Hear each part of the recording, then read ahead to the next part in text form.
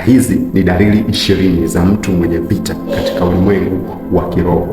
Leo nitakwambia dalili 5 tu, lakini video inayofuata nitakwambia zingine 5, alafu tutaenda juu mpaka zitafika 20. Namba 1, bahati yako inakatika ghafla. Mambo yote ambayo ulikuwa unayafanya yalikuwa yanaenda vizuri, lakini ghafla inaanza kwenda kitofauti na vile wewe ulivyotegemea. Biashara inakatika, kazi inakosekana, mambo yako mengine yote hayaendi vizuri.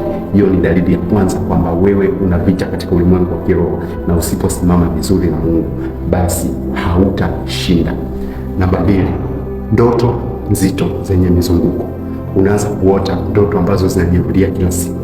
Unaanza kuota ndoto ambazo unalishwa vyakula visivyoeleweka, mara unakula nyama, mara unakula vitu ambavyo havieleweki. Unaota ndoto ukiwa baharini. Unaota ndoto ukiwa unasoma shule za zamani ambazo uliwahi kusoma. Unaota ndoto ukiwa na marafiki zako ambao wamewahi kufa, hawapo tena duniani. Hii ni dalili mbaya sana ambayo inaonyesha kabisa wewe una vita katika ulimwengu wa kiroho. Kuwa makini na hizi.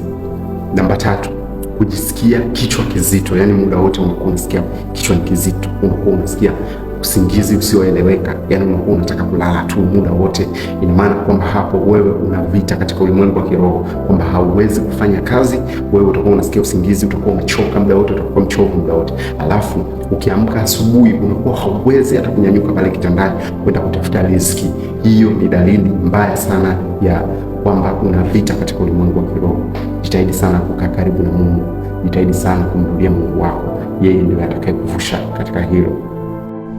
Dalili namba 4, kukosa amani bila sababu. Yaani unajikuta tu umekosa amani. Unaanza kufikiria watu ambao unawapenda kwamba au fulani amepata ajali, au fulani amepata hivi. Yaani unajikuta tu hauna amani, yaani hauna amani. Ni ile mvutano wa kiroho, unakuwa unavutana na yale mapambano ambayo yanakuwa yanaendelea, ambayo ni mapambano huwezi kuyaona kwa macho. Kwa hiyo kukosa amani bila sababu yoyote ya msingi, kukosa amani bila sababu yote ya msingi, hauumwi, haufanyi chochote, lakini tu unakosa amani ndani ya moyo wako.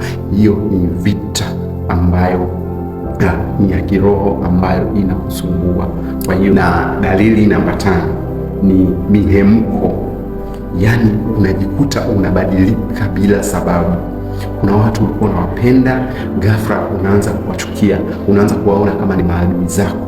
Unajikuta vitu ambavyo ulikuwa umepanga, mipango yako ambayo ulikuwa umepanga, unaanza kuivuruga wewe mwenyewe.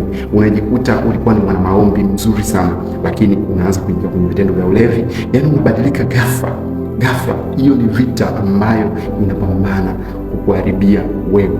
Kwa hiyo hizi ni dalili 5 ambazo zipo kwa ajili ya kuvuruga maisha yako, zinapambana na wewe kiroho, ambapo wewe unakuwa huoni, lakini zinakuwa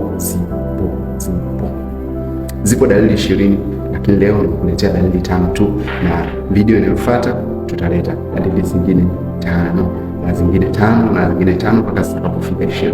Kuendelea kukaa na mimi. Mungu akubariki sana.